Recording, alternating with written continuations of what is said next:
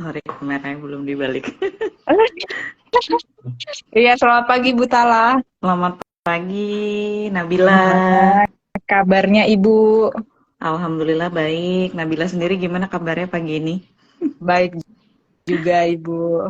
Sebelumnya terima kasih nih Bu Tala udah nyempetin waktunya mengisi IG Live sesuai dengan permintaan juga gitu ya tentang healthy relationship dan kebetulan kan ini juga topik yang Ibu sangat kuasai gitu. Sebelum kita mulai IG Live-nya ini teman-teman, Mm-mm. pada kesempatan ini Nabila akan memperkenalkan tentang Ibu Tala.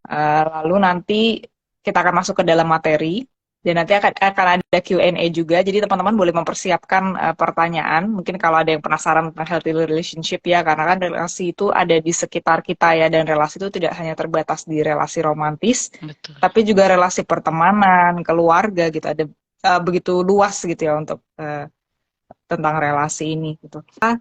Jadi Ibu Tala ini adalah seorang psikolog. Beliau itu menyelesaikan pendidikan magister profesi psikolog klinis dewasa di Universitas Betul. Indonesia.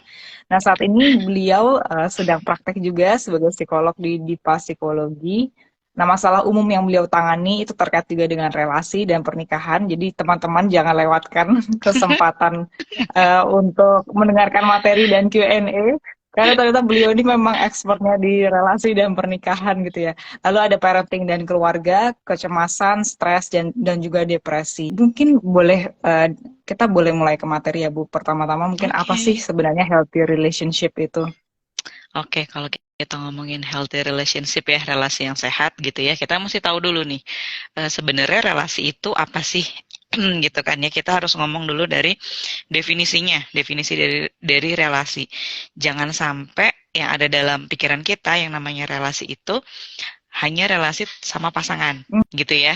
Hmm. Hanya relasi yang sifatnya romantis gitu ya. Tapi yang namanya relasi itu adalah hubungan bisa dua orang atau lebih. Yang pasti dia nggak sendirian ya. Kalau dia sendirian ya judulnya relasi diri ya, dia ke dirinya gitu. Tapi kalau kita udah ngomongin orang lain, relasi dengan orang lain ya pasti melibatkan orang lain. Nah, yang dikatakan relasi itu adalah bukan hanya sama pasangan gitu ya, bukan hanya sama pacar, sama suami atau istri. Tapi tadi benar sudah Nabila singgung gitu ya, yang namanya relasi itu kaitannya sama orang tua, keluarga, anak, bahkan tetangga, kerabat gitu ya, atau teman kantor, teman kerja gitu, teman kuliah. Jadi pertemanan, kemudian keluarga, kemudian pasangan romantis, kemudian dengan anak itu semua dikatakan dengan relasi gitu. Kemudian kita ketahui dulu kalau kita ngomongin kok relasi sehat, emang ada yang nggak sehat gitu kan? Nah, kalau kita ngomongin itu ada yang namanya spektrum relationship gitu ya. Jadi spektrum relationship itu memang ada relasi yang sehat, relasi yang tidak sehat. Jadi ada healthy, ada unhealthy, sama ada abusive gitu ya. Jadi memang relasi yang sehat, relasi yang tidak sehat, sampai relasi yang memang abusive itu kan jatuhnya udah lebih dari udah toxic banget ya gitu. Memang ada gitu di dalam spektrum itu. Tapi memang yang sering dibahas adalah relasi sehat dan tidak sehat gitu. Nah, kalau masuk ke pertanyaan kemudian yang dikatakan healthy relationship atau relasi yang sehat itu bagaimana? Yang pastinya relasi yang membuat kedua orang itu atau bahkan lebih sama-sama hubungannya itu positif gitu. Hubungannya itu saling membangun gitu ya, bukan bukan salah satu berkorban gitu ya, bukan salah satu yang berjuang, tapi semuanya tuh saling. Jadi kalau kita Hmm. ngomongin relasi sehat, harus ada unsur saling di situ gitu. Jadi salingnya apa aja? Jadi yang pertama langsung dibahas ya. Jadi saling yang pertama itu saling adanya yang pasti rasa hormat ya, respect satu sama lain gitu. Kalau kita nggak respect, relasi itu akan jadi nggak sehat gitu ya. Terus ada rasa saling percaya gitu ya. Terus ada komunikasi gitu ya. Komunikasinya gimana gitu. Komunikasi yang sehat dong, yang membangun gitu ya. Komunikasinya yang positif gitu ya. Terus tidak adanya unsur kekerasan gitu ya, terus ada saling menghargai, kemudian saling memberikan ruang satu sama lain untuk bertumbuh juga gitu. Walaupun namanya pasangan, namanya relasi ke pasangan, ke keluarga, semuanya individu itu akan punya yang namanya privacy gitu. Jadi kalau kita ngomongin relasi sehat, ya privacy itu bisa dijaga oleh semua pihak yang berhubungan gitu. Hmm. Oke. Segitu dulu, silakan kalau mau tanya lagi. Berarti sebetulnya ya Ibu, kalau di dalam relasi sehat itu sebetulnya saling menghargai bahwa kita tetap seorang manusia, tetap seorang individu dan butuh apa ya kayak recharge sebagai diri sendiri gitu ya Bu. Ya? Betul, betul, tetap ada. Makanya kalau kita ngomongin relasi sehat itu ada juga unsur boundaries. Jadi ada batasan gitu Hmm. ya, ada batasan. Jadi Oke. even kita ngomongin gini deh, kalau kita ngomongin di parenting antara orang tua dengan anak gitu ya. Walaupun anak kita masih kecil, anak kita itu punya privacy. Jadi kita Ya. tetap punya boundaries gitu sama siapapun yang terlibat dalam relasi yang sedang kita jalani gitu ya, baik di keluarga, di pertemanan maupun dengan pasangan, tetap ada yang namanya boundaries itu untuk menjaga privacy tadi gitu. Hal simpelnya gini, kalau di parenting, hargai anak dengan misalnya tidak menyebarkan foto anak sembarangan gitu ya, tidak menyebarkan apalagi foto anak dengan pose-pose tertentu ya, misalnya terlihat alat kemaluannya gitu ya atau tanpa busana atau apapun yang kadang dianggapnya lucu gitu ya tapi itu Hmm. kan bagian dari apa namanya bagian dari privacy tadi jadi tetap harus ada boundaries ada batasannya nggak semua tentang anak pun bisa kita eh, apa biarkan begitu saja kayak gitu. Oke. Oke, ini menarik banget Begitupun dengan sih Bu. pasangan. Iya. Gitu. Karena ternyata justru yang sehat itu adalah yang ada batasannya gitu ya Bu ya. Betul, betul, tetap ada Oke. batasannya gitu. Termasuk sama Oke. pasangan ya, gitu. Kadang-kadang, Ya. jadi kita bisa bisa ngomonginnya gini. Kita kan pasangan gitu, jadi harus saling Hmm. terbuka. Iya, terbuka. Tapi kalau ketika kita punya batasan, punya boundaries ya nggak masalah. Misalnya, sesederhana adalah ya aku akan menceritakan semua tentang apa yang ku alami, apa yang ku rasakan, apa yang ku jalani gitu ya. Tapi aku tetap punya batasan gitu. Contohnya, Hmm. ya misalnya kita punya sahabat gitu ya. Terus sahabat kita curhat ke kita ya nggak mungkin juga kita akan menceritakan semuanya ke pasangan kita gitu. Jadi ada hal yang memang bisa kita keep, kita jaga, kita simpan. Ada hal yang bisa diceritakan. Itu sah-sah aja. Makanya kalau ngomonginnya pasangan jadinya lebih lebih apa? Lebih spesifiknya adalah dia harus juga membuat komitmen kan kayak gitu ya. Jadi batasannya apa aja itu juga perlu ada kesepakatan kalau dalam berpasangan kayak gitu. Oke, ini menarik banget sih Ibu, karena biasanya yang kita tahu ini semakin terbuka, semakin selalu bersama, itu tuh yang meningkatkan keintiman dan kesehatan dalam relasi ya Ibu ya. Katanya sih gitu ya. Oke, Eh, nah ini Bu, gimana sih healthy relationship ini tuh dibangun? Apakah kita semerta-merta ketika berrelasi dengan orang lain, kita akan langsung punya healthy relationship itu?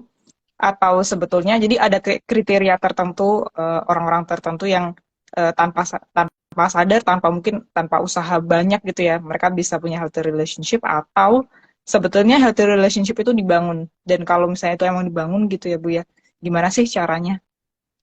Oke, jadi yang namanya relasi sehat ya tadi ya mau dengan keluarga, orang tua ataupun anak dan pasangan yang kita harus memenuhi tadi ya. Jadi komunikasi, komunikasinya positif. Nggak masalah kita asertif ya, bisa bisa mengungkapkan apa yang kita tidak suka dari seseorang gitu ya, dari pasangan kita, dari keluarga misalnya. Ya. Nggak masalah selama itu disampaikan dengan baik gitu ya. Jadi harus ada komunikasi. Komunikasinya sifatnya saling dua arah jadinya. Bukan hanya satu arah, bukan hanya isinya nyuruh aja, memberi instruksi aja, perintah Hmm. aja, tapi harus mau saling mendengarkan gitu. Jadi nggak bisa dua-duanya suka mendengar atau dua-duanya suka ngomong gitu. Jadi harus ada saling. Itu yang pertama dalam komunikasi. Kemudian yang kedua tadi respect. Jadi harus ada respectful itu ya saling menghargai, menghormati tadi ya. Jadi menghormati pasangannya gitu ya. Kemudian trust, harus ada kepercayaan. Saling percaya satu sama lain gitu. Terus honest atau honest, honest itu kejujuran. Jadi harus ada rasa jujur satu sama lain. Ya keterbukaan masuk ke dalam kejujuran, tapi tetap perlu boundaries gitu ya, supaya kita ada batasan mana yang perlu kita sampaikan, mana yang enggak untuk menjaga hubungan tersebut juga gitu. Kemudian perlu adanya kesempatan berkembang. Nah, salah satunya adalah misal gini, eh, kita ngomonginnya jadi ke pasangan deh gitu ya kalau yang ini karena lebih lebih mudah mencontohkannya. Misalnya ada suami istri, istrinya tuh ingin bekerja gitu misalnya ya, tapi suaminya masih mempertanyakan, kenapa kamu mau bekerja? Nah, itu kan Hmm. suaminya melarang gitu ya, tapi kan sebaiknya memang dibicarakan gitu ya, kenapa kamu mau bekerja gitu, kenapa alasan kamu apa? Jadi adanya sikap apa namanya memberikan ruang bagi pasangan untuk bisa bertumbuh gitu. Jadi didengarkan gitu ya, bahkan nggak hanya soal yang serius, bahkan soal me time misalnya gitu ya. Jadi kasih kesempatan pasangan untuk punya waktu dengan dirinya, dengan temannya. Mungkin porsinya nggak sebanyak waktu belum menikah gitu ya, tapi Hmm. tetap ada ruang bagi masing-masing untuk bisa bersosial gitu. Karena Ya. kebayang nggak kalau kita nggak punya kesempatan bersosial, kita hanya berhadapan dengan pasangan aja atau anak aja ya gitu ya. Lama-lama ini biasa ibu-ibu ya, kalau di sini ada ibu-ibu yang mendengarkan, ibu-ibu yang kebetulan lebih sering di rumah gitu ya, kemudian yang nggak punya kesempatan untuk bersosialisasi, even keluar rumah gitu ya, keluar rumah sendirian misalnya gitu ya, lama-lama yang terjadi hubungannya jadi nggak sehat. Karena Hmm. si istri, si ibu ini stres gitu ya, gitu. Akhirnya merasa jenuh, kok aku nggak punya temen, nggak punya tempat untuk sharing selain suami, nggak merasa ada support lain selain dari suami. Nah itu kan jadi nggak sehat kayak gitu ya. Ya. Itu akhirnya memang kita membutuhkan waktu sendiri untuk kita, untuk sosial kita gitu ya, dan itu antar pasangan harus saling memberikan kesempatan itu gitu. Kemudian eh, yang paling menarik juga sebenarnya keterbukaan juga soal finansial gitu ya. Jadi Wah. perlu adanya keterbukaan gimana sih kondisi finansial kita di dalam keluarga ini gitu kan. Makanya itu berkaitan dengan banyak pengambilan keputusan termasuk misal Hmm. keputusan untuk bekerja pasangannya kayak gitu-gitu. Jadi langsung contoh realnya. Terus abis itu em, adanya hubungan ya tadi saling ya saling saling menghormati, saling membuat bahagia satu sama lain dan ketika pun ada emosi-emosi negatif, ada perilaku-perilaku pasangan yang dirasa nggak nyaman gitu ya, itu kan sesuatu yang bisa kita diskusikan gitu ya, bisa dibicarakan. Mungkin nggak untuk diperbaiki misalnya kalau memang memungkinkan kayak gitu, atau kalau memang sudah mentok gitu ya, ini khususnya untuk suami istri, kan bisa melakukan konseling gitu ya. Tapi kalau dalam pertemanan atau keluarga atau dengan orang tua, ini beda soal lagi Hmm. gitu. Jadi Hmm. itu tadi sih banyak banget ya, berarti ada berapa tuh, sekitar ada 7 poin ya, 7-8 poin yang memang harus dipenuhin kalau kita mau punya relasi yang sehat gitu. Jadi nggak bisa memang salah satu yang sangat dominan dia, terus yang satunya pasif gitu ya. Yang ada biasanya kalau kayak gitu, satunya banyak menahan gitu ya, termasuk menahan emosi, menahan penderitaan gitu ya. Sementara Penderitaan. yang satunya nggak merasakan dia sudah melakukan itu, kan lebih gawat ya. Ya. Biasa itu jadinya meledaknya ketika memang masalahnya sudah di puncak kayak gitu. Begitupun dengan orang tua sebenarnya kan, gitu kan. Coba kalau mungkin Nabila pernah dengar curhat atau baca cerita ataupun mungkin mengalami sendiri, kadang ada hal-hal yang berkaitan dengan orang tua yang mungkin kita merasa orang tua kok banyak ngebatesin, orang tua kok gini gitu ya. Terus kita nggak pernah Hmm. menyampaikan, kita pendem, lama-lama hubungannya juga jadi nggak sehat kan gitu ya. Gitu. Paling simpelnya mungkin bisa main nggak izin, nggak bilang, ataupun bohong. Nah itu kan udah bagian dari efek ketika relasi dengan orang tua sifatnya tidak sehat gitu. Jadi lebih banyak Hmm. vibes negatifnya yang dirasakan di dalam keluarga itu gitu. Oke. Oke. Tadi sempat disinggung ya, Ibu ya, itu Mm-mm, menarik banget tentang ruang untuk bertumbuh. mm-mm. Berarti sebagai individu pun ketika kita terlibat dalam relasi, berarti ada baiknya kalau kita juga mengembangkan diri ya, Bu ya. Iya, betul. Betul. Nah, tapi gini, konsep dan konteks mengembangkan dirinya itu kita perlu tahu kondisi real ya. Ini biasanya Hmm. sih, biasanya ini paling dirasakan untuk masalah parenting juga ada sih biasanya. Jadi kadang-kadang tanpa disadari orang tua memaksakan kehendak ya gitu. Jadi orang tua biasanya punya ekspektasi terhadap anak. Kamu harus ini, harus itu, harus ini, harus itu. Akhirnya mungkin dari kecil anaknya diikutkan les banyak banget, diikutkan kegiatan banyak banget yang sebenarnya bikin anaknya tuh capek banget gitu loh. Dan ketika dia capek, mungkin dia nggak bisa mengungkapkan gitu. Akhirnya pecah peperangan gitu ya. Akhirnya terjadi konflik sama orang tua. Tapi konflik itu biasanya terjadinya setelah anak itu misalnya remaja atau dewasa biasanya. Iya. Karena kan ketika Iya. anak-anak dia nggak bisa memilih gitu ya. Nah, Hmm. contoh realnya lagi tuh, jadi nggak bisa memilihnya gini. Mungkin bidang yang dipilihkan orang tuanya itu baik, tapi anaknya tidak suka gitu. Jadi Iya. eh mungkin anaknya iya berkembang gitu ya. Oke, anak itu jadi bisa misalnya gitu ya. Tapi sisi lain ada hal yang dia tidak bisa bertumbuh Hmm. bersama dirinya gitu kan, ada hal yang dipaksakan misalnya. Nah, kalau paling mudahnya lagi sih biasanya hubungan dengan pasangan ya. Kalau yang ngomongin dengan pasangan tuh biasanya kita gampang banget mencerna gitu ya. Misalnya pacaran nih, pacaran atau menikah ya, misalnya ada pasangan yang sangat mengekang gitu.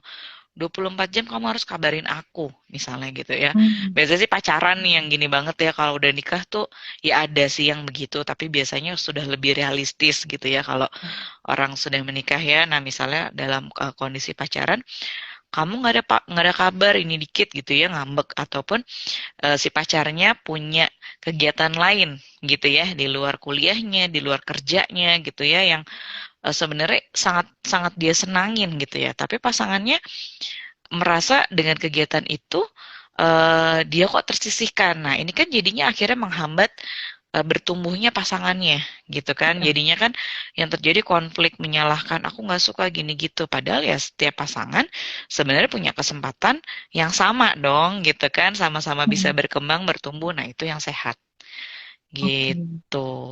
Oke. Berarti sebetulnya relasi sehat itu juga sedikit banyak dibangun ya Bu ya, Ya, diusahakannya. diusahakan. Jelas.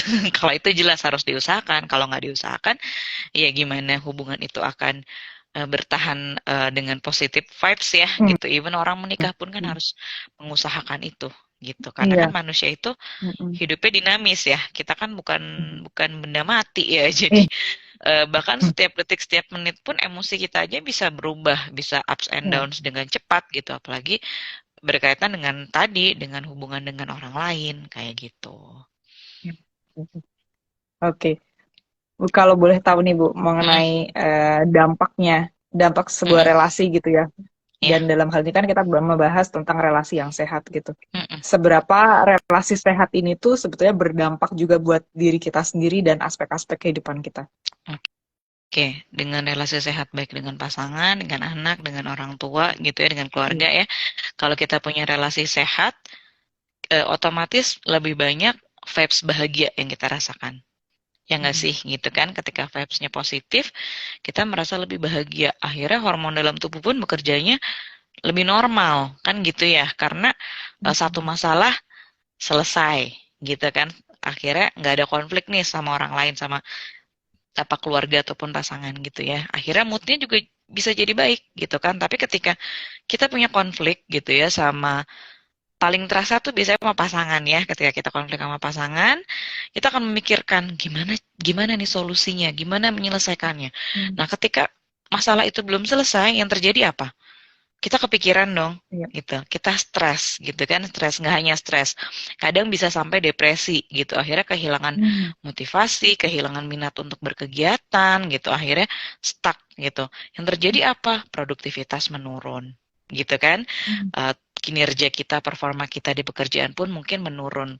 Begitupun yang masih kuliah atau sekolah gitu kan, itu bisa Iya. mempengaruhi semua aspek dalam hidup kita, dari bangun tidur sampai mau tidur. Hmm. Bahkan bisa Hmm. insomnia, nggak bisa Hmm. tidur. Karena sebenarnya memikirkan satu hal tadi, konflik dengan pasangannya, kayak gitu. Jadi banyak banget aspek yang akhirnya terdampak sih ya, kena efeknya gitu. Karena ini sifatnya kan efek domino gitu ya. Jadi kalau dia ada masalah dengan pasangannya atau dengan orang lain yang dia deket, biasanya sih yang deket atau yang sangat mempengaruhi hidupnya gitu ya. Jadi ya kehidupan dia sehari-hari, daily activity-nya akan terganggu gitu. Kalau kita Oke. berkonflik sama orang yang nggak terlalu deket sama kita gitu ya, tapi dia mungkin bagian dari teman kita, kita kan bisa ya udah gitu ya. Tapi biasanya tuh konflik itu terjadi saat relasinya pun kuat Hmm. gitu, secara emosional ya biasanya gitu. Oke.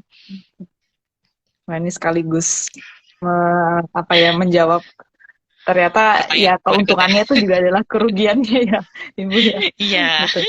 Dan benar-benar mempengaruhi apa ya keseharian, bahkan fungsinya betul, kita dari sejak bangun sampai kita sebelum tidur betul. gitu ya. Oke. Pernah pernah ngalamin kan Nabila pasti? Wah, Ibu nih.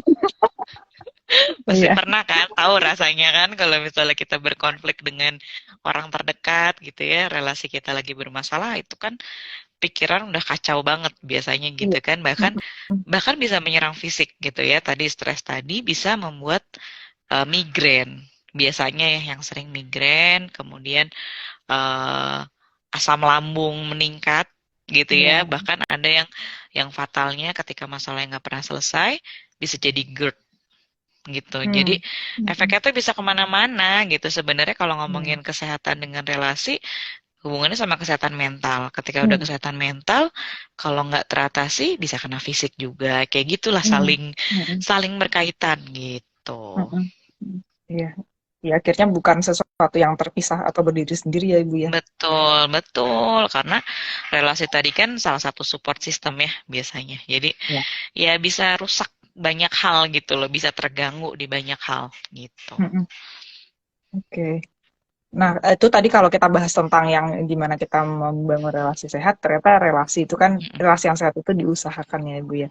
Nah, betul. gimana sih ada perbedaan nggak ya gimana kita Mm, membangun relasi yang sehat dengan bagaimana kita mempertahankan relasi yang sehat ini? Oke, kalau kita ngomongin membangun, itu kan jadi gini, kalau kita ngomongin membangun dan mempertahankan, itu kan juga sifatnya saling ya, nggak bisa salah Hmm. satu gitu Mm-mm. ya. Ketika membangun, misalnya, ini paling gampangnya memang balik lagi ngomongin tentang pasangan ya, gitu ya, relasi sama pasangan itu paling mudah dicontohkan, sekali lagi tuh. Paling gampang ditangkap sama otak biasanya. Jadi kalau kita ngomongin membangunnya adalah kita perlu komitmen di awal, ada konsennya gitu ya, ada konsennya adalah oke, kita berhubungan, kita berelasi, tapi ya tadi ya, tapi aku mau kita masih punya batasan, privacy misalnya gitu ya. Jadi ya itu harus dipenuhi oleh keduanya, nggak bisa salah satu gitu kan. Kemudian konsennya apalagi, oke dalam hubungan ini tidak boleh ada kekerasan. Misalnya ketika ada kekerasan, boleh ya aku mengakhiri hubungan ini, misalnya gitu ya. Jadi memang harus ada konsen eh, atau komitmen gitu ya. Sifatnya jadi membuat komitmen bersama gitu yang perlu dipenuhi, dipatuhi oleh kedua belah pihak. Kayak gitu. Kalau mau hubungan itu terus terbangun gitu ya. Nah, ketika sudah terbangun kan kan kita membangun dengan pastinya dengan positif ya gitu. Kalau nggak positif hubungan itu nggak akan terbangun biasanya gitu ya dari awal berhubungan pasti yang terjadi konflik terus ya dari kecil kecil kecil dimaklumi dimaafkan akhirnya jadi kayak black hole gitu loh nggak ada hentinya gitu nggak ada hentinya berkonflik terus akhirnya pisahnya nggak baik-baik biasanya gitu ya. Iya. Nah, kita ketika ngomongin sudah terbangun nih hubungannya udah baik, udah positif, kita perlu mempertahankan. Gimana caranya? Ya tadi tetap hormatin, saling menghormati, menjaga komunikasi, terus kepercayaannya juga dijaga gitu ya. Jangan sampai satunya sudah berusaha menjaga kepercayaannya, kejujurannya yang satu berbohong misalnya. Itu kan juga Hmm. menyakitkan buat yang satunya kayak gitu. Jadi harus ada sikap saling tadi. Terus ketika ada konflik, selesaikan dengan baik dan kembalikan ke konsen di awal. Jadi konsennya tadi apa, komitmennya tadi apa, itu salah satu untuk mempertahankan. Jadi jangan sampai gini. Kadang-kadang yang terjadi gini, pada pada orang yang menikah ya biasanya pada pasangan suami istri, misalnya dia mau pisah, sebenarnya udah banyak hal yang konfliknya tuh udah banyak banget gitu ya, sudah sangat bermasalah, kemudian akhirnya alasan bertahannya itu hanya karena anak, misalnya ya gitu ya. Hmm. Nah itu juga jangan sampai anak dijadikan alasan aku mau bertahan karena dia ayah atau dia ibu dari anakku. Udah, titik. Itu nggak bisa. Tapi perlu ada keduanya mau membangun lagi dari awal ya udah semua kita berjuang misalnya untuk anak dan untuk kebahagiaan kita gitu ya. Jadi ada tambahannya. Ketika ada tambahannya untuk kebahagiaan kita, nah si ayah dan ibu tadi akan berpikir dong, oke gimana caranya ya kondisi kondisi relasi yang sudah hancur ini kita rekatkan lagi gitu dari awal kita bentuk lagi kita buat lagi gitu makanya Ketika ada konflik, sebisa mungkin selalu selesaikan. Jangan pernah dibawa berlarut-larut, itu sih kuncinya. Kalau misalnya berlarut-larut, didiamkan, atau milih untuk nggak ngomong, nah itu biasanya entah pecahnya kapan waktu atau bisa jadi penyakit. Biasanya gitu. Kadang bisa pecah, memang sangat jadi konflik yang besar kayak bom waktu, atau kena fisik. Jadi Hmm. sakitnya tuh jadi tadi ya, jadi mulai dari insomnia, terus migrain, sakit kepala, vertigo, terus sakit pencernaan. Nah, itu bisa banget gitu kalau nggak diselesaikan gitu. Hmm. Oke, Ibu, ini ada yang komen nih, Bu. Dan ini Ini menarik. bestie bestie aku. Oh, oke. Halo Ada Eka. juga kasus Iya. salah satu pasangan yang ngerasa udah paling padahal sejatinya sampai keduanya bisa bareng tentu punya poin plusnya masing-masing. Nah, Betul. Betul. ini ya Ibu. Seperti ada beberapa apa ya pernyataan gitu ya. Itu sering saya baca juga, sering saya dengar gitu. Betul nggak sih di dalam relasi sehat ada yang menjadi alfa dan ada yang bukan alfa, itu gimana ya Bu ya? Sedangkan tadi kan kita belajar ya, ada yang namanya kesalingan gitu. Jadi satu alfa satu Indomart kali ya. Jadi jadi bukan alfa alfa dan bukan alfa gitu. Jadi bisa dibilang iya, bisa dibilang tidak, tapi memang dua-duanya rasanya perlu perlu punya alfa dan beta dalam satu dirinya gitu ya kalau menurut saya. Iya, Karena gini, kita kan jadi ngomonginnya gini aja, sosok dominan dan sosok yang lebih pasif gitu hmm, ya, kita ngomonginnya gitu kan ya, lebih lebih mudah dicerna gitu. Nah, ketika kita ngomongin dominan, apakah orang itu harus selalu dominan? Biasanya orang dominan itu kan dalam keluarga memang sangat menonjol gitu ya, sangat mungkin dia yang punya aturan seperti itu segala macam, semua harus tunduk patuh gitu. Nah, kalau dalam berpasangan, ketika yang satu selalu dominan terus yang satu selalu mengalah gitu ya, itu yang terjadi kayak bom waktu. Kalau yang mengalah ini sudah nggak kuat gitu. hmm, Tapi seharusnya hmm, kita bisa menghidupkan gini. Ketika yang satu marah, kita gantian, kita kita hening dulu sejenak gitu. Jadi kita kita ikut mendengarkan apa sih yang membuat pasangan kita marah gitu. Jangan kebayang nggak gini. Yang satu sangat emosional nih, marah mulu dan dia lagi marah gitu. Kemudian yang satu dia lebih pasif gitu ya. Kemudian dia diem terus sampai yang pasif ini nggak berani untuk marah ke yang dominan tadi. Kebayang nggak ketika si pasif iya, ini sudah ibarat ember, ibarat gentong gitu ya, hmm, sudah penuh dan dia nggak pernah mengeluarkan itu, yang terjadi luber. Ketika luber, iya, kebayang yang satu tadi emosional banget, yang satu sudah lama menahan akhirnya emosional. Terus hmm, kemudian mereka bertemulah gitu, konflik lah yang terjadi.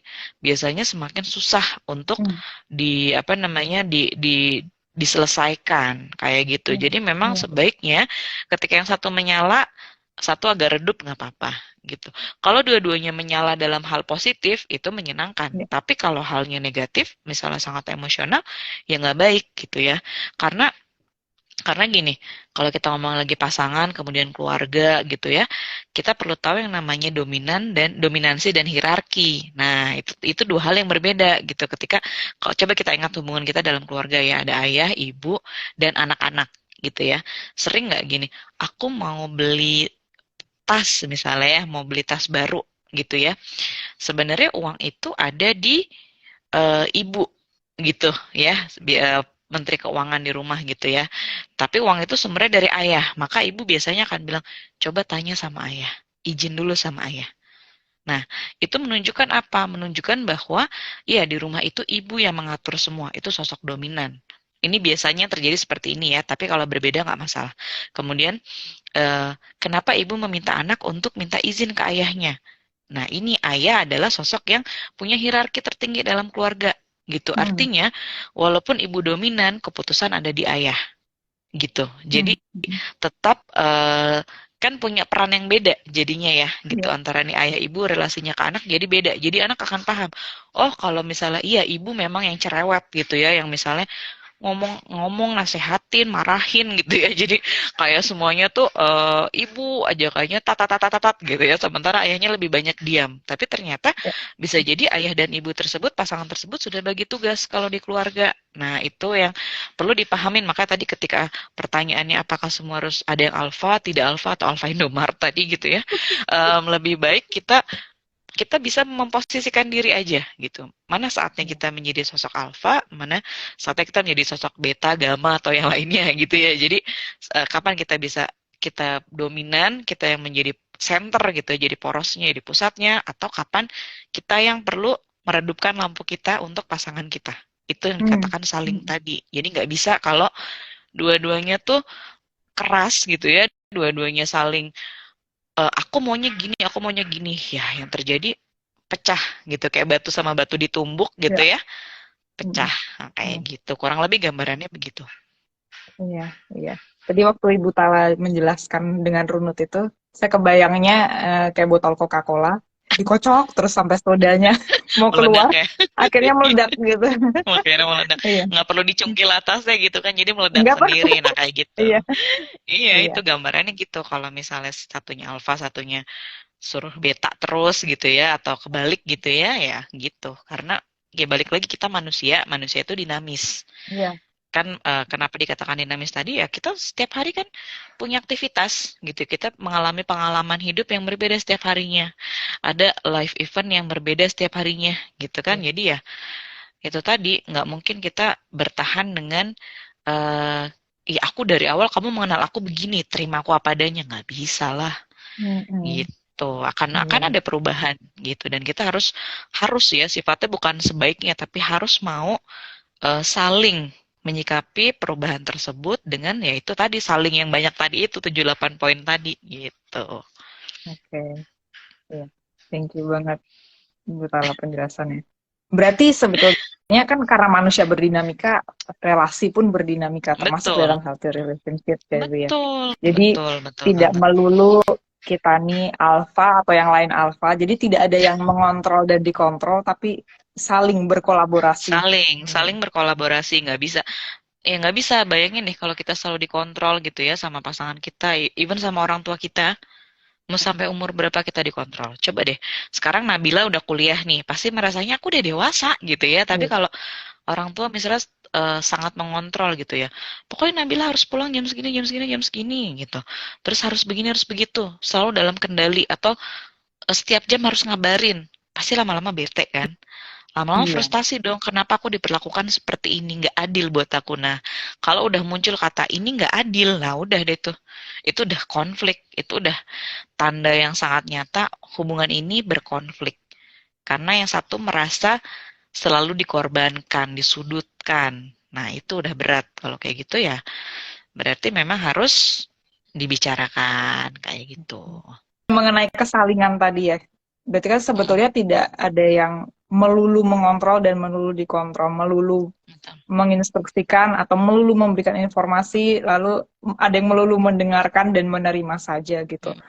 Mm, Gimana ya Bu ya kalau dalam relasi mm-mm, itu terlibat orang-orang yang memang sebuah sistem di dalam relasi itu sudah mereka tuh cukup nyaman dan tidak membutuhkan banyak perubahan, mm-mm. bahwa ada orang yang sifatnya mendominasi, selalu mengontrol, selalu menginstruksikan, dan yang lainnya ada yang mendengarkan, selalu menerima aja. Apakah itu termasuk dalam relasi yang sehat, ataukah sebetulnya ini relasi yang tidak sehat tapi semuanya udah nyaman di dalam sistem hubungan itu?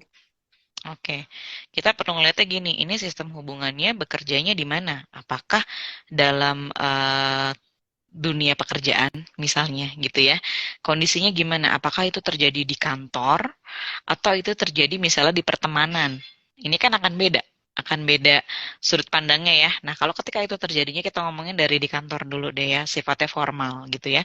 Ketika di kantor, ketika di sekolah misalnya ya, tapi kalau sekolah zaman sekarang sih, murid mahasiswa bisa berpendapat ya. Kalau zaman dulu itu kan kadang-kadang kan kita nggak boleh ya. Jadi apa kata yang ngajar, kita harus mendengarkan gitu. Tapi sekarang kan eranya beda ya. Begitupun di perkantoran. Nah, kalau hubungannya dalam tataran organisasional, organisasi gitu ya, dalam pekerjaan, iya, diskusi akan terbuka gitu ya ketika memang ada kesempatan gitu. Jadi ada sistem budaya kerja yang dimana semua stafnya, semua pekerjanya, semua karyawannya memang harus mau mendengarkan apa kata bos, apa kata pimpinan, apa kata kepalanya, gitu. Ada organisasi yang memberikan kesempatan semuanya berkembang, jadi bisa juga berpendapat. Jadi nggak hanya mendengar melulu, tapi dia bisa ngomong, gitu ya. Nah, itu sehat atau enggak, balik lagi ke ya budaya kerja di situ gimana bisa diubah atau enggak, gitu, ya Iya. kan? Jadi memang kondisinya nggak sehat. Nah, kalau lain hal dengan ketika kita ngomongin gini, pertemanan gitu ya. Ketika ngomongin pertemanan, biasanya sih terjadinya di geng ya, di kelompok gitu ya, kelompok yang lebih kecil gitu kan, pasti ada yang dominan. Ada makanya istilahnya ketua geng gitu ya, kalau buat bercandaan kan gitu ya. Ada ketua geng, ada anggota geng kan kayak gitu ya. Nah, kalau kita ngomonginnya di tataran sosial pertemanan, ini akan beda hal gitu. Walaupun sebenarnya ketika satu orang sangat dominan dan yang lainnya hanya ngekor atau terus mendengarkan, ya sebenarnya relasi ini lama-lama nggak sehat gitu. Karena apa? Karena sekuat mana sih orang hanya disuruh mendengarkan dan mematuhi terus perintah temennya loh, bukan atasan. Kalau di tadi Iya. kita ngomongin organisasi, kadang kita nggak punya pilihan, gitu kan? Nggak punya pilihan untuk menolak. Tapi kalau dalam pertemanan, kita kan sama-sama gitu kan, sama-sama makhluk sosial, kita saling membutuhkan. Jadi kan dalam relasi sehat itu perlu adanya sikap saling tadi, salah satunya yang mungkin saya lupa mention, eh, mutual. Jadi ada sifatnya mutualnya itu sangat, jadi satu sama lain itu hubungannya saling menguntungkan lah ya, saling memenuhi kebutuhan masing-masing gitu. Dalam relasi itu yang dikatakan sehat. Tapi kalau yang tidak sehat tadi, yang satunya memenuhi terus ekspektasi yang satunya gitu. Itu kan berat. Begitupun dalam sesuai dengan pertanyaan Nabila tadi gitu ya. Kalau di kelompok pertemanan, peer group, geng, whatever you name it gitu ya. Nah, itu lama-lama sebenarnya kan nggak sehat gitu ya. Mungkin tampak keluarnya, oh ya mereka happy, mereka kemana-mana bareng, mereka kompak gitu kan. Tapi hati manusia, pikiran manusia, emosi manusia nggak ada yang bisa tahu, nggak ada yang bisa memvalidasi ketika orang tersebut nggak menyampaikan. Kalau menurut Nabila jadinya sehat atau enggak? Enggak. Nah, kalau Iya. menurut saya juga enggak. Jadi memang nggak ada yang selalu dominan gitu ya. Tapi baliknya ke tadi ya, gitu ngomongin di organisasional kah, pertemanan kah, atau Hmm. di keluarga. Gitu sama orang tua kan Oke. juga tetap ya ada hal yang nggak bisa kita tolak kayak gitu. Iya.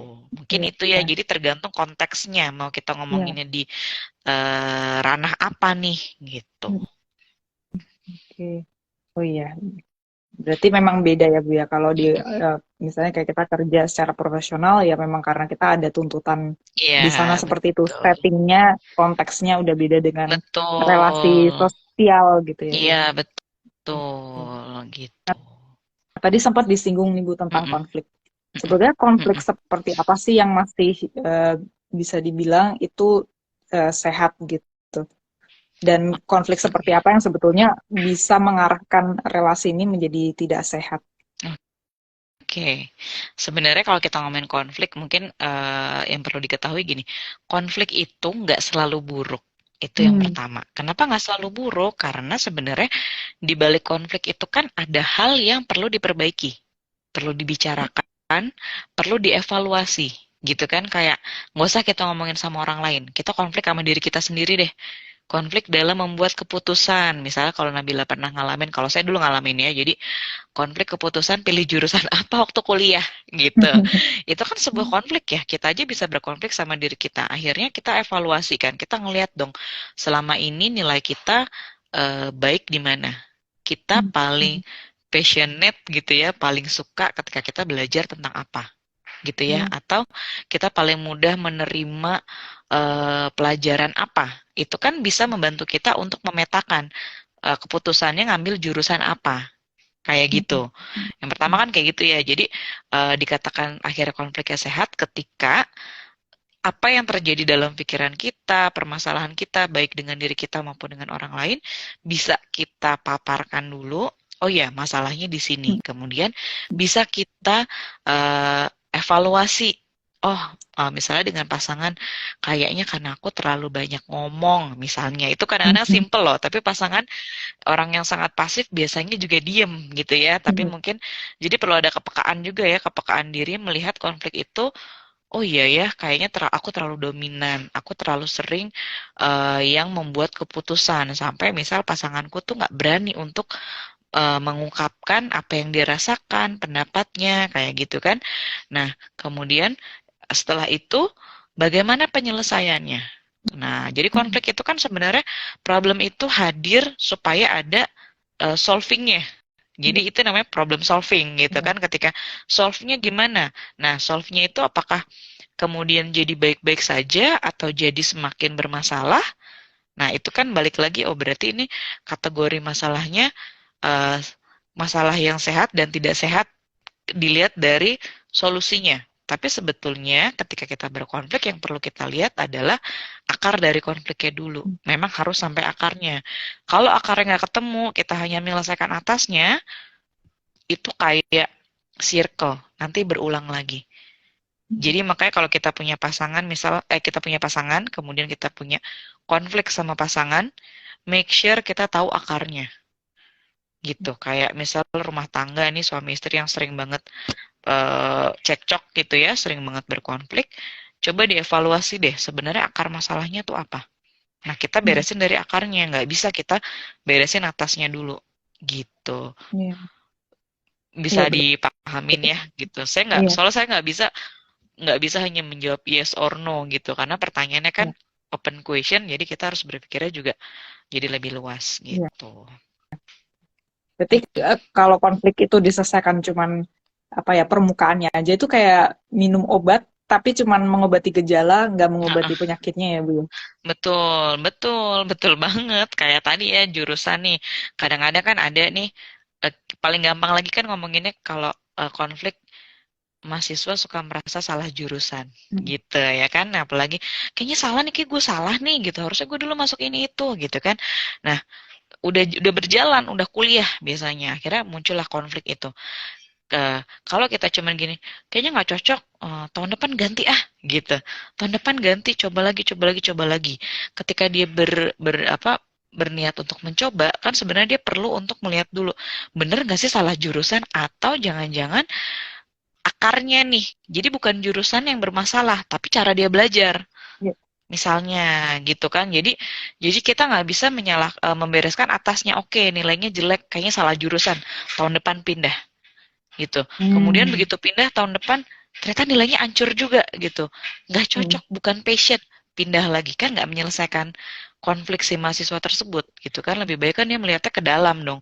Ada apa nih Hmm. dia merasa salah jurusan gitu. Bisa jadi ya tadi dalam memilih jurusan dia memang nggak evaluasi kemampuan, jadi nggak ketahuan nih dia unggulnya di mana, kelemahannya di mana gitu. Kemudian cara belajarnya, oh ternyata belajarnya memang nggak serius, lebih banyak main media sosial. Sekarang tantangannya kan anak sekolah dan mahasiswa itu media sosial ya, karena gadgetnya Hmm. udah hal umum, Hmm. semuanya punya gadget kayak gitu. Jadi harus mengevaluasi hingga akarnya gitu. Mengenai mungkin kalau tarik mundur ya Bu ya. Mm-mm, Kenapa sih kita itu berelasi dengan atau kita mempunyai relasi sebagaimana yang kita punya sekarang gitu. mm-mm, mm-mm. Oke, kalau kita tarik mundur gini, yang namanya relasi kan hubungan kita dengan orang lain ya. Biasanya kalau Nabila inget ya, flashback ke masa kanak-kanak, cara kita berteman, cara kita nggak usah berteman dulu deh. Kalau anak-anak biasanya ketemunya keluarga dulu kan ya. Mm-mm. Gimana cara kita menyapa eh, keluarga kita, saudara kita. Awalnya kan kita mencontoh ya. Kita modeling. Kan karena kalau kita ngomongin relasi, kita akan ngomong yang namanya kan perilaku gitu ya. Conditioning gimana kita berperilaku saat ini gitu. Nah, itu kan awalnya kita dari modeling dong. Kita akan mencontoh, kita akan melihat. Kemudian eh, setelah itu anak akan bertumbuh sekolah. Ketika sekolah dia punya lingkungan sosial yang beda lagi nih, gitu kan. Sekolah pun ada jenjangnya TK, SD, SMP, SMA, kuliah. Mm-mm. Kemudian ternyata setelah lulus kuliah beda lagi, gitu kan. Iya. Jadi kemudian setelah modeling seseorang itu akan bertumbuh berkembang dengan yang namanya pengetahuan. tadi ya, Hmm. lewat sekolah, lewat apa yang dia dengar, apa yang dia baca, gitu ya, pengetahuan. Kemudian pengalaman, pengalaman hidup. Jadi life event, apakah itu negatif, apakah itu banyak positifnya, gitu, apakah itu 50-50 gitu ya, itu juga sangat mempengaruhi bagaimana relasi seseorang. Kemudian unsur personalnya adalah karakteristik diri dia sendiri. Kemudian emosi dia gimana, gitu. Jadi emosi dia apakah memang stabil atau nggak stabil gitu ya, stable atau unstable gitu ya. Terus itu berkaitan sama gini, kalau orang yang sangat emosional misalnya, ketika dia berkonflik dengan dia relasi dengan teman kah, dengan keluarga, dengan pasangan, kontrol dirinya kan jadinya juga kurang baik ya, gitu secara personalnya. Nah, karakter itu sangat mempengaruhi dong relasi dia dengan orang lain. Makanya mungkin mungkin dalam satu kelompok dia aja nih yang sering berkonflik gitu. Jadi misalnya dia punya geng gitu ya, kemudian dari 5 orang dia berkonflik dengan semuanya, sementara yang lainnya enggak. Nah, berarti kan itu Hmm. ada unsur personal, Ya. pribadi dianya, kayak gitu. Nah, yang tadi jadi saling berkolaborasi ya, apa yang dia rasakan, apa yang dia dengar gitu ya, pengetahuannya, pengalaman hidupnya, kemudian unsur diri dia sendiri gitu. Makanya ketika dewasa ada orang yang menyadari kayaknya dari dulu saya salah, salah langkah gitu ya. Jadi nggak kontrol emosi misalnya gitu ya, kontrol dirinya juga mungkin kurang baik atau mungkin memang dia nggak punya relasi yang stabil. Nah, dia bisa melihat hubungan dia dengan orang tua gimana, Hmm. hubungan Hmm. dia dengan keluarga gimana. Nah, dari situ orang dewasa bisa ngambil keputusan dong, aku harus gimana nih dalam relasiku. Dia mau saklek, mau rigid, mau kaku dengan prinsip dia di awal, ya orang kalau mau deket sama aku, terima aku, atau dia Hmm. ikut menyesuaikan, gitu. Ya. Jadi semua itu saling berpengaruh, Hmm. gitu. Jadi kita nggak bisa hanya kayak misalnya gini ya, ketika dewasa, biasanya kan sebenarnya gini, orang orang yang sering berkonflik dalam relasi perlu melihat nih dulunya gimana. Termasuk orang yang konflik dalam pasangan ya, gitu. Kadang-kadang kita nggak sadar nih, ada orang yang sangat gonta-ganti pacar, Ya. sebentar ganti sebentar, Ya. putus ganti lagi. Harusnya dia evaluasi kegagalan dia dengan pasangan yang sebelumnya tuh karena apa? Hmm. Ada nggak yang perlu yang perbaiki? Atau memang semua kesalahan pasangannya?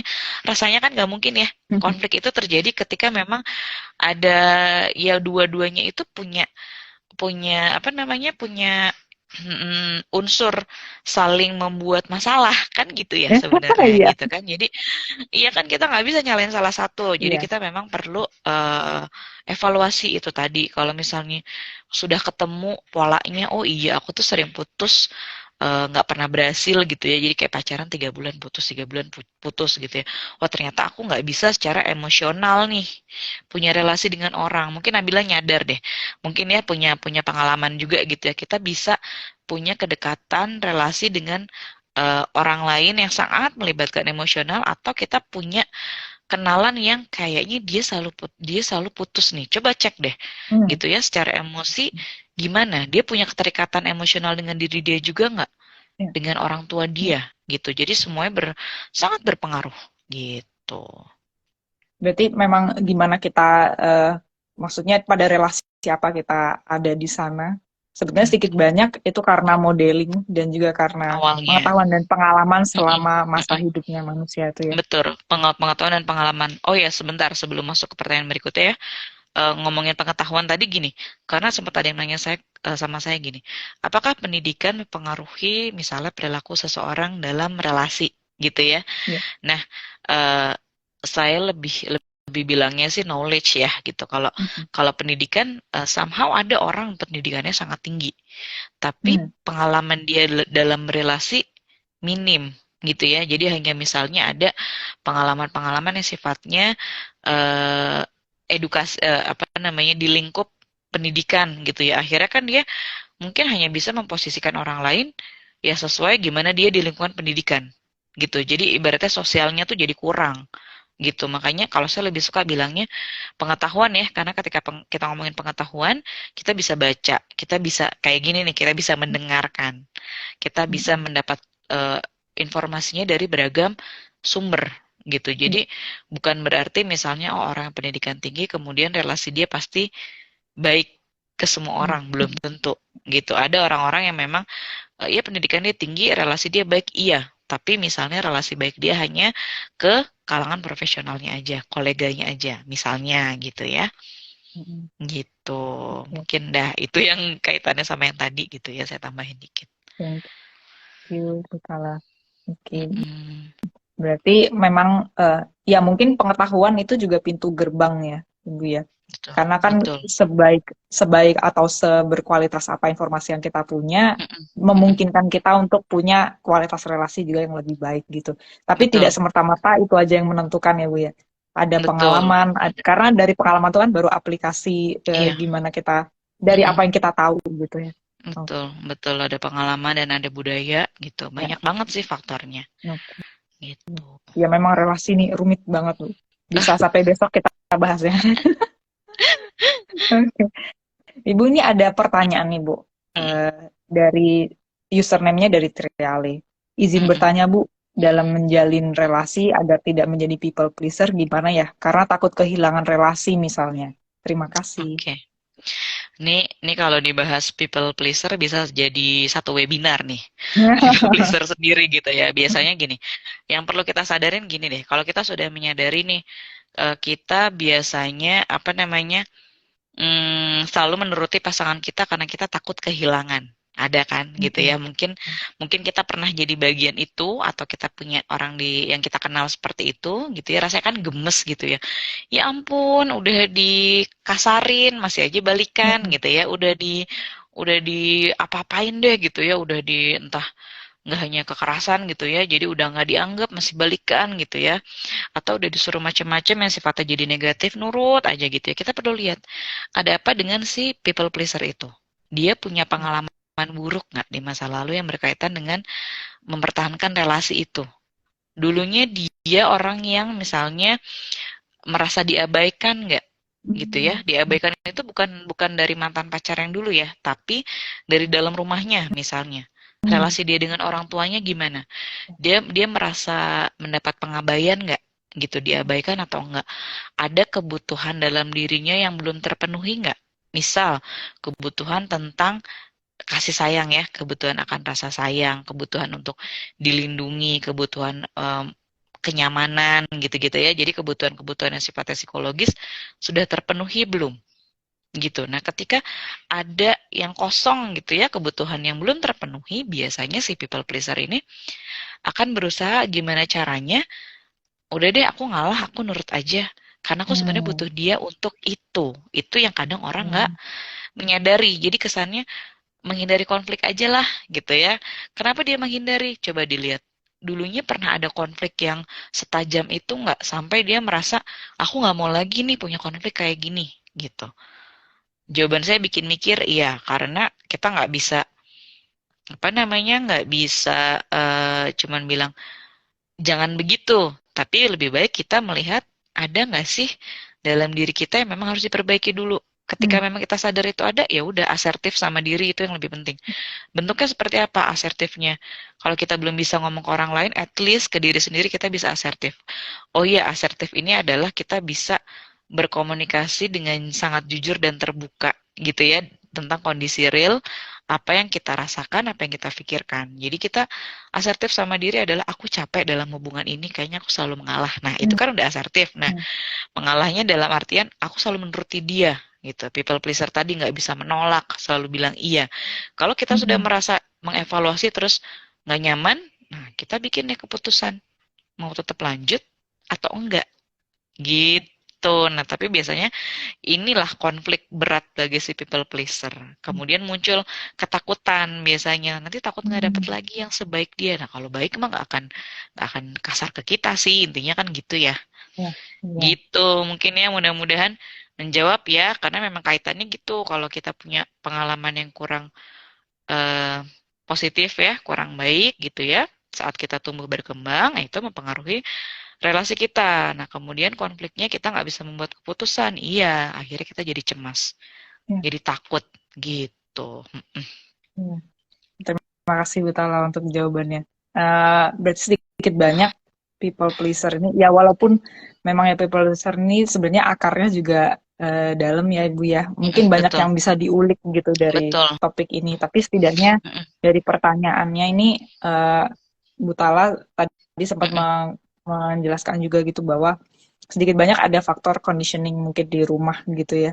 Jadi betul. mungkin nggak sih Bu kalau misalnya kita dulu pengalaman kita sebagai anak gitu ya, untuk kita Mm-mm, ngerasa diterima, untuk kita dapat mm-mm, approval itu mm-mm. adalah dengan kita membuat orang tua kita senang gitu. Jadi apakah mungkin ini mempengaruhi pola relasi di usia dewasa?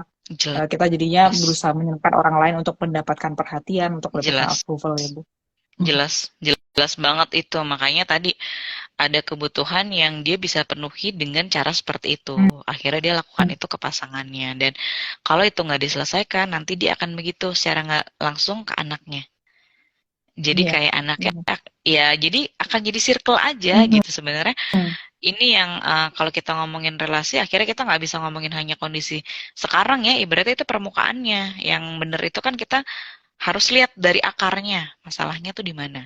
Bisa kita iya. perbaiki nggak? Kita sanggup nggak? Kalau kita nggak sanggup sendiri, ya itu gunanya untuk kita melakukan konseling tadi gitu ya, untuk Hmm, membantu hmm. kita melihat sebenarnya akar masalahnya apa. Gitu. Pertanyaannya cuman simple gitu, bisa nggak gitu. Tapi ya jawabannya kita nggak bisa simple kayak gitu. Iya, iya. Pasti Mm-mm. mengulik banyak hal ya Bu ya. Iya, mudah-mudahan menjawab ya yang nanya Iya, tadi. iya. Oke. Berarti sebetulnya people pleaser ini juga bukan apa ya, keterlibatan atau relasinya ini bukan yang sehat juga ya Bu ya. Iya, iya lah jelas gitu. Berarti kan Oke. salah satunya ada yang pasif banget, ada yang Hmm. dominan banget, yang nggak sehat lah. Pokoknya ketika salah satu selalu dominan, itu udah nggak sehat. Gitu, Oke. itu udah nggak sehat. Nah, tapi ketika udah bertanya begini, sepertinya ini Mm-mm, salah satu panggilan ya untuk melihat ke dalam diri dan mungkin kalau mungkin sulit, sangat sulit untuk diproses sendiri, bisa mencari bantuan profesional betul, dan Butala ini salah satu expertnya juga. Jadi betul. boleh menghubungi Dipa. Oke, Ibu, ini ada pertanyaan lagi. Eh, oke, ini pertanyaan terakhir ya, Ibu, karena ternyata waktu kita udah lewat Oh gitu sebetulnya. ya, Eh, nggak berasa. iya, nggak berasa ya, Bu. Oke, ini pertanyaan Ibu dari username-nya Anjang_Mai. Bagaimana cara mengatasi rasa tidak nyaman dipindah bagian dalam pekerjaan? Bagaimana cara mengatasi cara untuk mengurangi kecemasan karena di bagian yang baru ini mengalami intimidasi? Terima kasih. Oke, terima kasih Kak. Wah, seumuran berarti. Jadi langsung dibahas aja kali ya gitu ya. Jadi terima kasih pertanyaannya ya, ya Kak ya gitu. Jadi kalau kita ngomongin ini, itu tadi yang sempat Nabila tanyakan dan sempat kita singgung tadi ya diskusi sebelumnya. Kalau itu di ranah pekerjaan, di ranah organisasi, kadang memang ada hal yang nggak bisa kita tolak. Hmm. Kayak gitu ya, tergantung budaya kerja juga di organisasi itu seperti apa. Nah, sekarang gini, ketika kita ngomongin lagi merasanya nggak nyaman, kemudian jadi cemas karena mengalami intimidasi. Coba kita evaluasi. Yang kita rasakan itu memang kejadian, gitu ya, memang kita diperlakukan seperti itu, atau sebenarnya itu hanya kecemasan kita. Artinya itu hanya ketakutan kita, perasaan kita, gitu. Sebenarnya mereka mungkin tidak mengintimidasi karena mungkin cara mereka begitu. Jadi kita mesti melihat dulu, Hmm. ini kita yang memang seringkali cenderung mudah cemas gitu ya, kemudian memang dapat perlakuan intimidating tadi gitu ya, atau apa namanya, ini hanya pikiran kita. Itu dulu Hmm. yang perlu kita validasi ke dalam diri kita Hmm. gitu ya. Kemudian karena untuk mengatasi rasa tidak nyaman itu kan jadi sifatnya emosional ya. Kita nggak nyaman, aku nggak nyaman nih gitu kan. Kita harus validasi dulu, oh ya nggak nyamannya kenapa? Nggak nyamannya apakah dengan pekerjaannya gitu ya, apakah dengan atasannya atau dengan tim kerjanya, rekan kerjanya gitu ya, kita mesti tahu itu dulu. Kemudian membuat nyamannya gimana? Setelah kita tahu, kita bisa mikirin dong solusinya kan. Hmm. Apa yang bisa kita lakukan? Setelah kita memproses itu, kita memproses berikutnya. Terus nextnya harus ngapain gitu kan? Kalau ternyata yang membuat kita nggak nyaman adalah atasannya. Oke, kita pikirin deh. Kalau memang itu atasan yang mengintimidasi atasan, bisa nggak atasan kita ubah? Bisa nggak? Nggak bisa. Gitu kan. Jadi Iya. kan akhirnya kita ketemu satu lagi, oh nggak bisa nih atasan kita ubah. Yang ada bisa kita kena pindah lagi atau bahkan diberhentikan. Saya nggak tahu ya kalau ranahnya pemerintahan atau swasta, itu kan kebijakannya juga beda ya. Makanya kita bisa mengontrol itu nggak gitu. Hmm. Ketika kita nggak bisa, kita lihat lagi. Yang buat nggak nyaman, oh bidang pekerjaannya yang dikerjakan. Misalnya saya nggak ahli ini di sini. Nah, ada kesempatan bertanya nggak? Ada kesempatan belajar nggak? Kalau Hmm. ada, gunakan. Kalau nggak ada, gali lagi. Apa yang bikin nggak nyaman? Oh, cara komunikasi orang-orangnya, misalnya gitu ya. Dilihat lagi deh, mereka yang aneh atau saya yang belum bisa menyesuaikan. Karena kan judulnya kita yang baru dipindah. Hmm. Artinya kita yang perlu beradaptasi, menyesuaikan diri. Kita yang butuh adjustment dengan tim kita ya, gitu kan, tim di tempat baru. Nggak bisa mereka mengikuti kita. Baliknya kan ke situ. Makanya eh, untuk membuat nyaman, kita perlu menelusuri dulu akarnya. Apa yang membuat nggak nyamannya gitu. Pekerjaannya kah? Orang-orang dalam tim itu kah? Atasannya kah? Atau sebenarnya itu hanya kecemasan diri kita? Gitu. Jadi kalau tadi terus ngomongin intimidasi, karena saya nggak tahu ya intimidasinya tuh bentuknya kayak gimana. Apakah itu yang intimidasi kemampuan kita, gitu ya? Jadi bisa disindir atau secara verbal memang dinilai gitu ya, dijudge. Kita nggak tahu ya. Jadi kan pertanyaannya juga mungkin kan privacy ya, gitu intimidasi bentuknya gimana, gitu. Hmm. Jadi baliknya adalah kita evaluasi deh apa yang bisa kita ubah. Ya udah, kan diri kita ya, baliknya ke diri kita ya, kita berarti yang harus eh, mau nggak mau adjustment dengan lingkungan yang baru. Karena kita yang baru, mereka yang lama. Jangan dibalik gitu. Iya. Nah, ya Oke. kan, mudah-mudahan menjawab ya gitu. Sepertinya beberapa kali ya, Bu ya, saya tangkap Mm, itu mm, mm, terkait dengan relasi. Jadi apa yang muncul di dalam diri kita ketika kita berrelasi mm. dengan orang sedikit banyak itu sebetulnya kita tidak menghadapi orang lain tapi menghadapi diri kita sendiri ya Bu ya. Kurang lebih. Kurang lebih gitu. Oke. Makanya pentingnya kita mengenali diri kita. Kita jadi tahu waktu kita berkonflik sama orang misalnya ya, di kantor kita berkonflik, di pertemanan kita berkonflik, bahkan mungkin waktu di perkuliahan kita berkonflik, kita bisa lihat dong, apakah semua orang itu salah atau jangan-jangan salahnya dalam diri kita loh. Hmm. Ya. Gitu. Kenapa saya bisa bilang gitu ya, ya karena saya pernah berproses seperti itu juga gitu. Karena ketika orang yang sering berkonflik dengan orang lain itu biasanya ada polanya. Tinggal kita mau Ya. peka dan mau menerima itu bagian dari diri kita yang sebenarnya annoying gitu ya atau enggak gitu. Ya. Sebenarnya ada contoh-contoh yang bisa kita lihat ya, cuman ini kan di media sosial ya, kalau kita mencontohkan dari orang yang bisa dilihat gitu ya, yang selalu berkonflik dalam relasinya, nanti saya kena UU ITE takutnya gitu. Jadi ada banget kok yang bisa kita lihat contohnya di ranah apa namanya, di ranah publik ya gitu, yang memang sering bermasalah sama orang gitu-gitu. Nah, kita bisa melihat polanya aja gitu. Dia dia bagaimana bagaimana pribadi dianya sendiri gitu. Kok semua orang jadi berkonflik sama dia gitu. Iya. Iya. Mm, Iya. gitu. Terima kasih banyak Ibu untuk jawabannya.